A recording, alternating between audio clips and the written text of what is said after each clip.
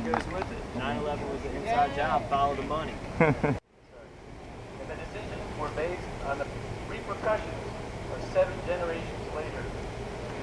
When the powerful really cared about their people, they were the American Indians. And is there any American Indians in this group right now? Excellent. 1, 2. 2 American Indians. Isn't that funny? Here we are in a state that used to be filled with American Indians, and we only have 2 in this crowd fighting for our freedom.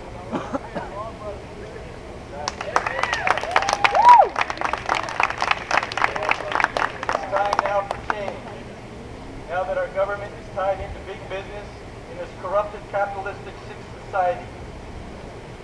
It's no longer about the people, but money, power, profit, control, etc., goes on. There needs to be a cap to capitalism, where excessive money is put back into the pool for the benefit of the people and the preservation of this amazing planet we are all given. We need to join together as one. We need to take back our God-given freedom we should all have throughout this world. Big business government should be made accountable for their actions.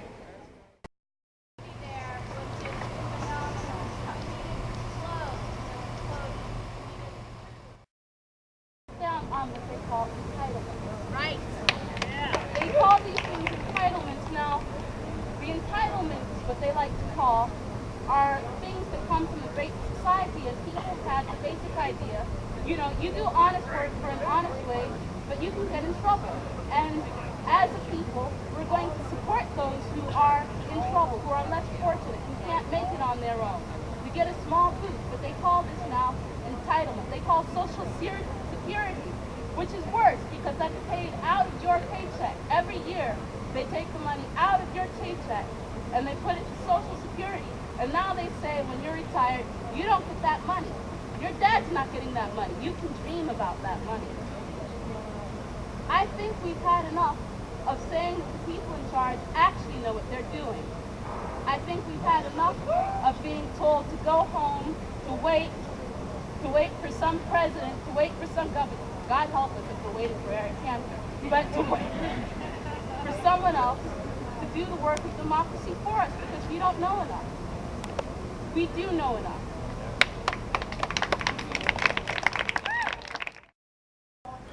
All the land right now, every action that the Federal Reserve Bank and the Pentagon infrastructure takes is a violation of that document. Article 1, Section 8, which gives the people control of the economy, which gives the people control over the military, and actually it states that military expenditures for military operations can last no longer than 2 years. But when the Pentagon made plans, they made plans into the next 50 years.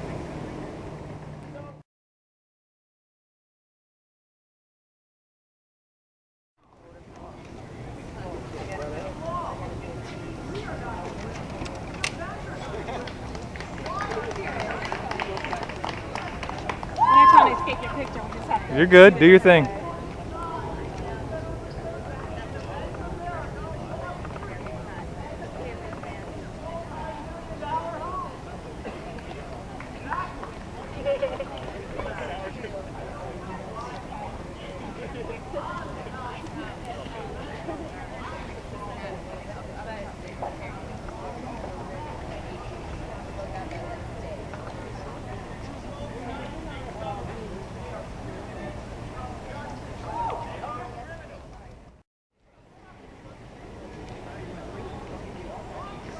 And non-students are rallying on campus at VCU.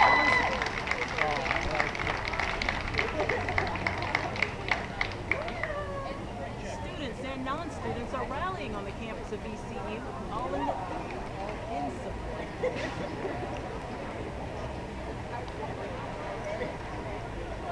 Students and non-students are rallying on the campus of VCU, all in support of Occupy Wall Street. I'm Nicole Bell, the story of the night. Seems like a pretty calm and tempered crowd for the most part. No issues for you all, right? Yeah, no issues. It's very peaceful. The organizers are doing exactly what they discussed with us, with VCU as well as the police department, and it's actually been a pleasure working with them. So you've collaborated with the Richmond Police Department as well in terms of staffing this event? Absolutely. And did you bring in extra security more than you would have? Again, you can see the presence that we have for the event that's going on. Obviously, we do extensive planning, not only with these events, but as well as other events throughout the city of Richmond, so that if a police response is necessary, we are prepared to address whatever situation may arise. But this group has been absolutely a pleasure to work with. Wonderful. And then I guess the October 15th event is the big one that they're kind of ramping up for. Do you suspect it'll probably take a little bit more personnel on your part when that rally comes about? Again, I would expect local law enforcement to plan appropriately for that event as well as this event, like they normally do. Thank you, Mr. Viduni. Appreciate it. Thank you. Thanks very much. I'm Sam Brock in Richmond, Virginia. What you see behind me is basically a precursor from Occupy Richmond to a larger event or rally taking place on the 15th of October as many of the folks here just start to gain their voice. Highlighter.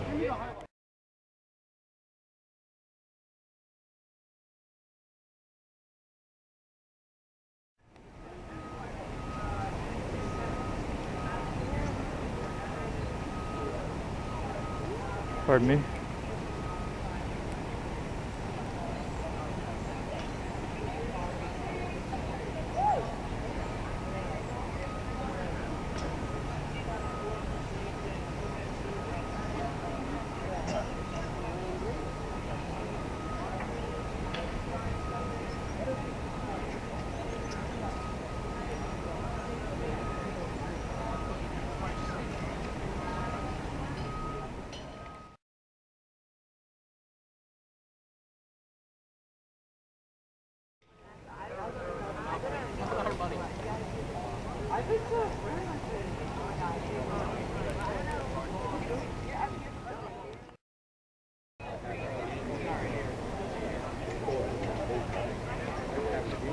Thanks.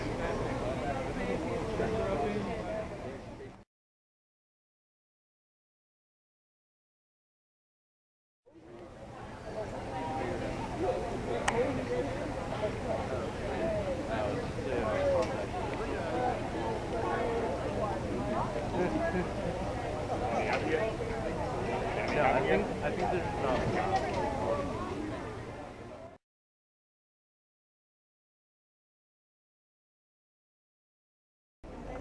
Hey, I'm audio and video recording. You guys look like a couple of regular Joes. Can I ask what brings you out here today?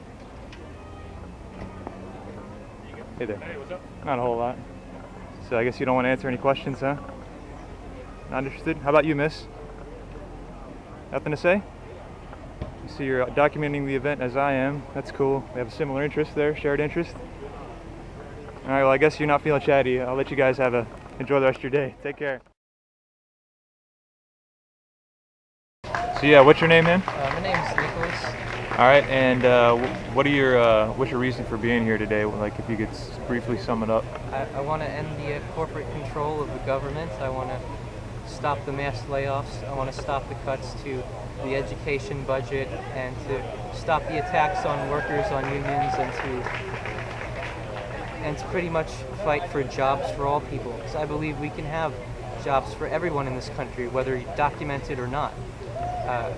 None of this 4% unemployment. Like I'm thinking we can have 0% unemployment. It's just that there's no profit in employing everyone, and so we got to remove the profit from society and from the government. Well, what do you think is the reason that are you? How do you feel about the wars in Iraq and Afghanistan and other stuff? Do you think eliminating those drains on the budget would be a good way to prevent those cuts to school budgets and things like that from happening? I mean, do you think that school budgets are more important than the wars, or do you support the wars? Or? I do not support the wars. I think the wars are unnecessary.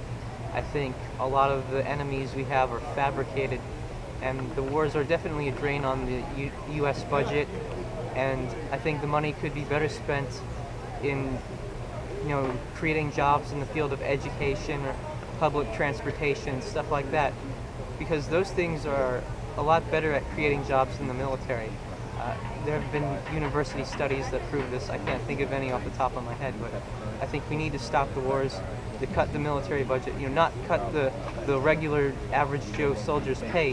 His pay needs to be left alone. He's a victim too. But like the high-ranking officers, like the generals and the colonels, like they're pretty much an exploiting class. Wouldn't it be, wouldn't it follow that if you ended the wars, you'd be bringing a lot of troops home and effectively ending their jobs, so to speak? Yeah, but we can re-employ them if we reinvest the money. If we cut the military budget, we can take that money and spend it on things that are a lot better at creating jobs. Right. There are things you can invest in education, and that would create a lot more jobs per $100,000. Right. Yeah, it's much more expensive for a military job. Yeah. I agree. So these soldiers can be reemployed and have gainful employment alongside the rest of us. And what are your thoughts on the financial system in the U.S. government? Are you familiar with how the Federal Reserve works or any of its practices? I'm a little familiar with how the Federal Reserve works. It's kind of like an example of corporatism, Yeah, definitely. Corporatism, that's something I believe Mussolini advocated, and he put into practice. Said it was basically equated to fascism. Said it's the same thing. I agree with you on that. Well, I guess I'll cut it there. I appreciate your answering my questions. All right, thank you. Thank you. All right, what's your name? I'm Justin. All right, Justin, what brings you out here today?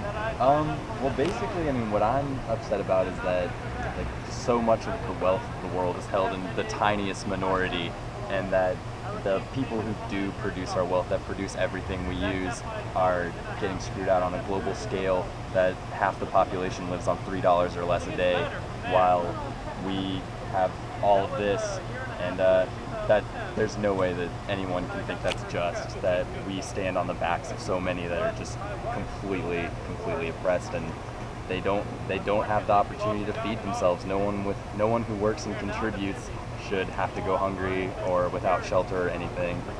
What do you think would be the best way to address some of those problems, as far as legislatively or people at a ground level, grassroots level? Legislatively?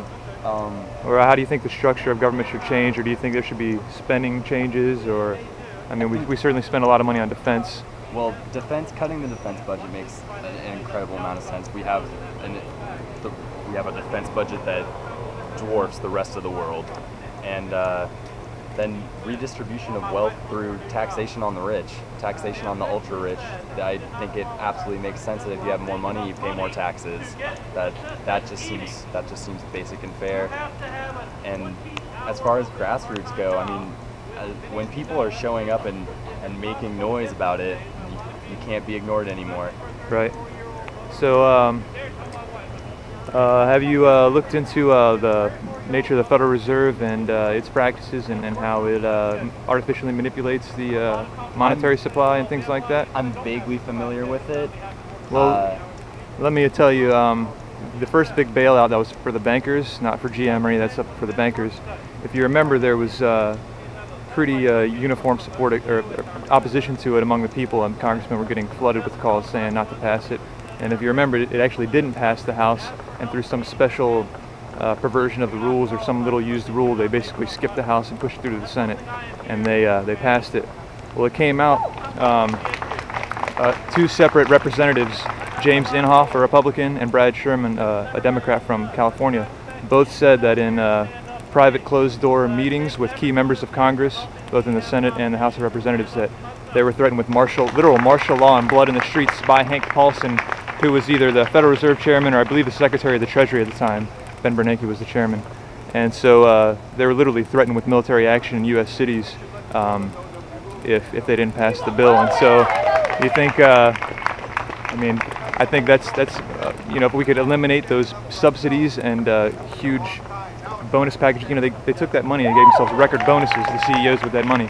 So I think between the military and that, if we could eliminate those kinds of drains on the federal budget, we might not even have to tax the rich more. I think that I'm not really for just taxing anyone more just because they make a certain amount of money, but I think we need to end corporate welfare and tax loopholes for corporations, Absolutely. they're considered people. And I think if we had a flat tax or a more uniform tax code, that would actually be the way to go, because there wouldn't be such a disparity between, you know, what the corporations pay per percentage and what the individual pays. So I differ with you a little bit on that, but I definitely agree. Things need to change as far as how the wealth is distributed in the country.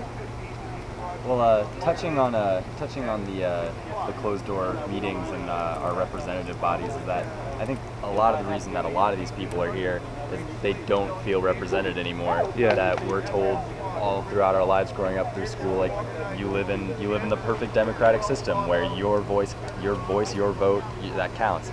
You matter, and I think people are just seeing the reality is very opposite. I think people don't feel represented, and I think that's why a lot of people are here right now, to represent themselves. I agree, definitely with you on that. I don't think we should have any secret areas of government or any, you know, it should all be transparent and open. But Open government, absolutely. Yeah, what do you think about President Obama and his promises, and do you think he's come through on? I don't think he's come through on them. I don't blame him particularly. He has a very a disagreeable House and Senate right now, and but he is the commander-in-chief of the military, right?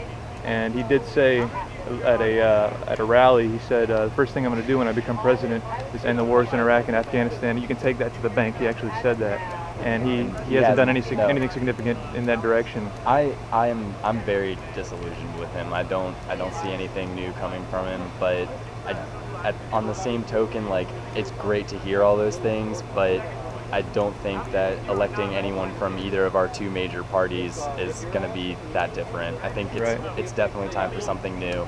Well, have you heard what Ron Paul has to say about different issues? I've seen a couple of debates he's been in. I think you should just listen to him, you know, unedited in a format where it's just him talking and see what some of his ideas are. He's running the Republican Party, and I'm not a Democrat or Republican. He doesn't run independent because they're sort of elbowed out of the races just by the way it's set up. I did a little bit of work for Ralph Nader one summer and last election, and found out it's pretty difficult for a third party to seriously get into the race. Yeah, check out Ron Paul. A lot of people don't really know a whole lot about him, but I mean, he's pro personal liberty. He wants to end the corporate welfare, end the bailouts, you know, bring all the troops home, get rid of the foreign occupation, the different, you know, bases and stuff like that. Worth checking out. I think he's more up your alley than you might expect. Yeah, no, that sounds pretty good. More of a conversation than an interview. But anyway, I appreciate you talking to me, Justin. Yeah, no problem, dude. It was good meeting you. You too. Take care.